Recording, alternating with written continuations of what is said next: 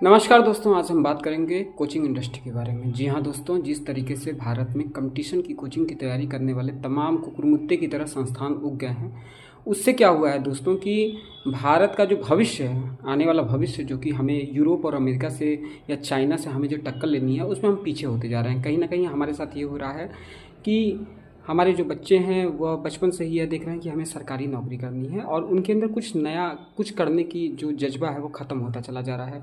एक रिपोर्ट आई थी, उसमें यह बताया जा रहा था कि सरकारी नौकरी के चक्कर में भारत का जो युवा है वो अपने आप को पूरी तरीके से ख़त्म करता जा रहा है। और आपको पता होगा कि जो बड़े बड़े बैनर लगा के शहरों में तमाम कोचिंग इंडस्ट्री ने अपना एक काला कारनामा करना शुरू कर दिया। जी हाँ दोस्तों, वो क्या करते हैं, वो टॉपर खरीदते हैं।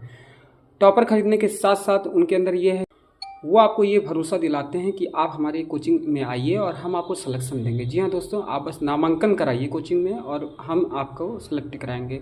दोस्तों, आज के 2 साल पहले एक कोचिंग इंडस्ट्री है दिल्ली में, वहाँ उसका नाम तो मैं नहीं लूँगा, लेकिन वहाँ पर क्या हुआ था कि एक वीडियो क्लिप वायरल हुई थी जिसमें देखा गया था कि एक इंग्लिश की शिक्षिका थी। उन्होंने क्या किया था कि एक कैमरा लगा के जो टॉपर थे, एसएससी सीजीएल का टॉपर, जी हाँ दोस्तों बहुत बड़ी बात है एसएससी का टॉपर होना, ऑल इंडिया रैंक 1 से, वह प्रश्न पूछ रही थी कि क्या आप फलाने सर के यहाँ गए थे और वहाँ पर आपने पैसा लिया, क्या किया।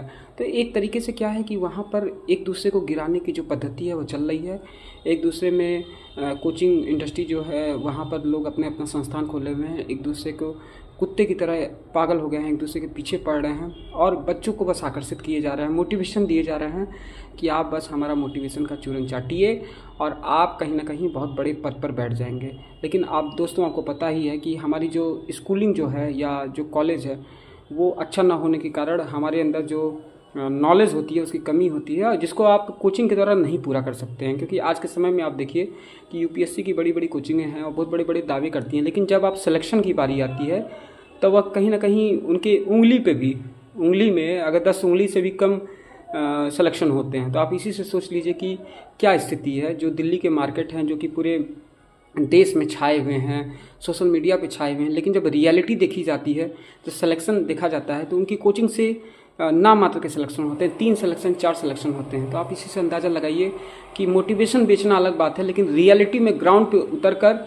और बच्चों को सफल करना अलग बात है। तो इसी तरीके से आगे जो भी सरकारी नौकरी से रिलेटेड जो भी खबरें होंगी, मैं वह पार्ट वाइज मैं आपके लिए बना रहा हूँ और आगे मैं अपडेट देता रहूँगा। इसी के साथ मैं अपनी वाणी को विराम देता हूँ। जय हिंद, जय भारत, जय मातृभूमि।